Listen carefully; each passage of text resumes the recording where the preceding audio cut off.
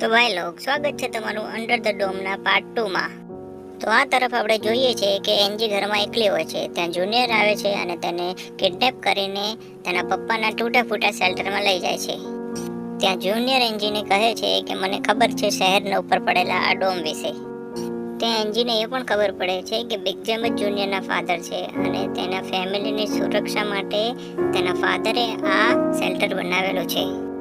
બીજી તરફ જુલિયા બાર્બીને તેના ઘરે રહેવા માટે લઈને આવે છે। બાર્બી જોવે છે એના હસબન્ડના ફોટોને તો તેને રિયલાઇઝ થાય છે કે માણસ છે જેને તે સવારે મારીને દફનાવતો હતો।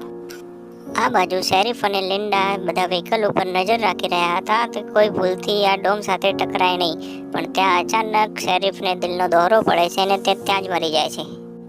નેક્સ્ટ સીનમાં આપણને ફ્લેશબેકની કહાની જોવા મળે છે, જેમાં બાર્બી એક ડોક્ટર સાથે વાતચીત કરી રહ્યો હતો। તે કંઈ પેમેન્ટની વાત કરી